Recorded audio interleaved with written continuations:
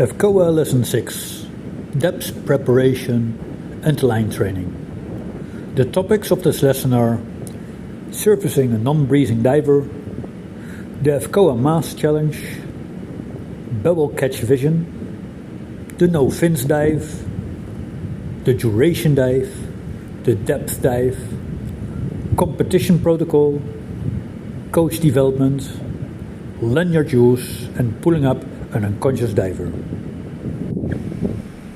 If you want to dive deeper, then hope for the best and prepare for the worst.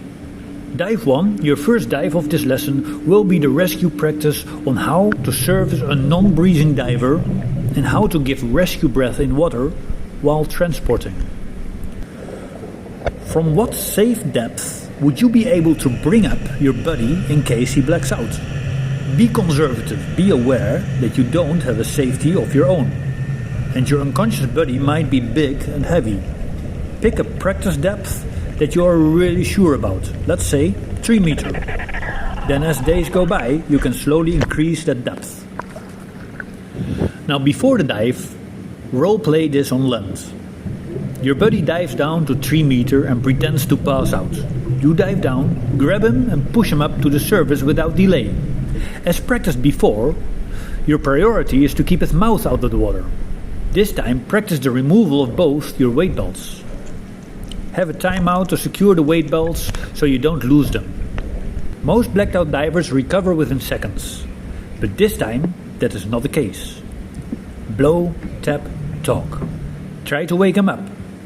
Blow in his face to let his body know it's safe to resume breathing. Tap him gently on the cheek and talk to him, using his name and asking him if he can hear you. There is still no response.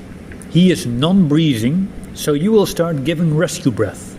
When you give those rescue breath, remember from your medic first aid session that you have to close his nose.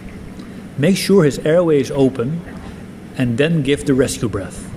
We will practice those actual rescue breath by pressing our chin on that of the non-breathing diver. Blow in slowly, but with volume. Apply pressure with the chin, because if this would be for real, you would have to apply pressure mouth to make a seal. Before you blow, kick yourself up out of the water. Bring yourself up, don't push the diver down. Look if the chest swells up as you blow into his mouth. Listen for air leaking away. We will practice 8 rescue breaths.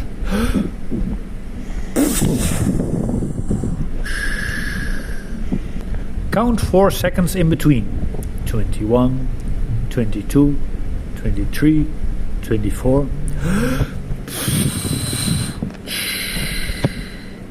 After the 4th rescue breath, start swimming in a logical direction while you continue giving rescue breath.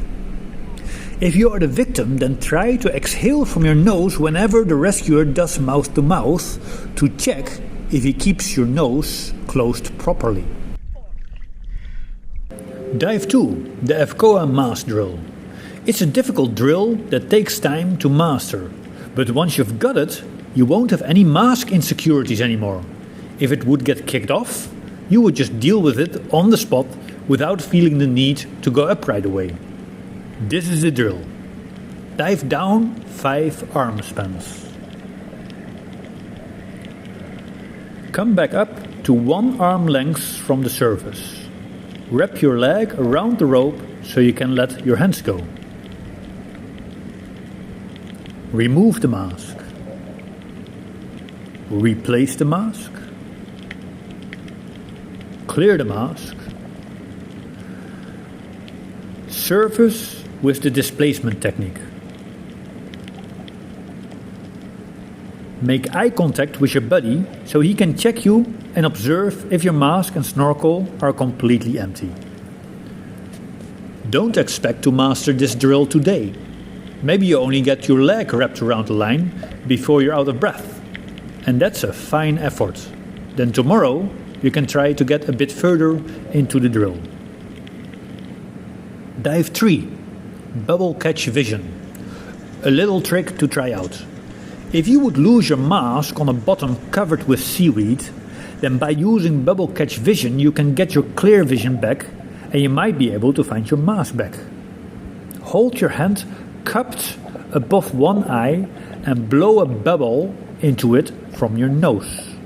Then allow the bubble to stabilize and now you can look through it with sharp vision. You can read the numbers on your watch.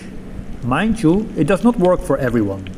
Don't worry about it if it does not work for you. Dive 4 will be a no-fin dive. This to give you some options in case you lose a fin or in case you get a leg cramp. Frog kick down the line. Stay near it. You may pull the rope once to turn around, then kick back up using the frog kick. Always stay near the line so you can grab it and pull up in case you run out of breath. Dive 5 will be a duration dive. Try to stay underwater as long as you can. Focus on relaxation and minimum movement. Try to meditate. We will use half your duration to establish a turnaround time for your next dive. So if you were able to hold your breath for 1 minute, then your turnaround time is 30 seconds. On deeper dives, it becomes essential to have a time plan. If you dive no deeper than 10 meters, you can simply stay there until you feel the need to breathe and then just go up. But if you dive deeper, you need to have some time reserved to travel back up. You cannot just wait till you feel the need to breathe, because then you might not have enough air to travel all the way back to the surface. Dive 6, the depth dive. During this dive you can continue going down as long as you can equalize until you reach your turnaround time. If you can't equalize, then enjoy your duration. Don't let your ears decide when you go up. Once you reach your deepest point, then stay there for a few seconds. Make it your home. Keep it calm. Don't make it a hit and run dive. Practice the tumble turn. Pull up firmly, get the most out of your one allowed pull and make sure they feel it on top so they know you have turned around. To give your body and mind time to get used to this new depth and new pressure, it would be prudent to only advance your deepest depth by a few meters per day. The faster you advance in your depth practice, the higher your chance on a lung injury. Go over lesson 7 exhale dives before you start diving deeper than 20 meters. Dive 7. We will pretend to be taking part in a competition and dive according to competition protocol. Those protocols change over time and vary per competition. But on our little competition today, you're not allowed to use your snorkel after the breathe up. Now announce your planned depth. On the way down, streamline yourself. Don't look down.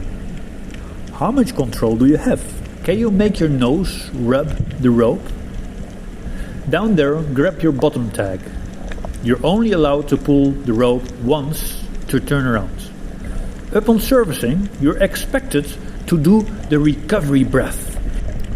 Even though the recovery breath has little scientific backing, many instructors teach it and consider it mandatory.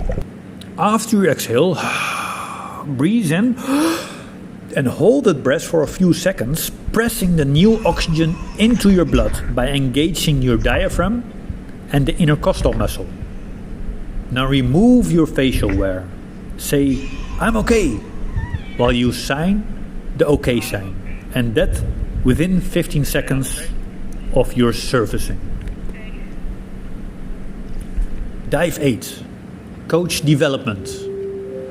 While diving in rotation, for efficiency's sake, every member of the group should prepare 1 point of improvement per group member to be discussed after the dive during the debrief. Just 1 point per session per person. We don't want to flood participants with criticism.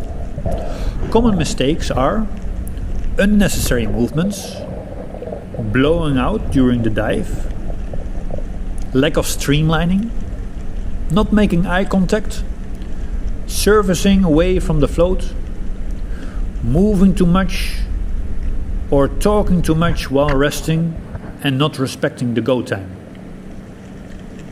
If you're not the one diving, then you are in coach mode and focused on the diver, analyzing every move he makes. Dive 9 will be our last one. We will be pulling up an unconscious diver. This is teamwork. In this scenario, we are diving on a free hanging rope and we are using a lanyard. Once the diver is at his deepest point, he pulls the line 4 times, signaling he is in trouble.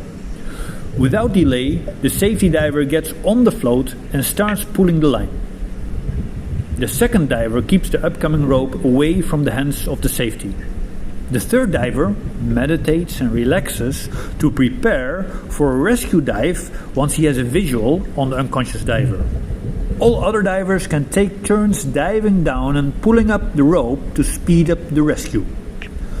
The lead coach will time the rescue from the moment the 4 pulls are received till the time the victim received 2 rescue breaths.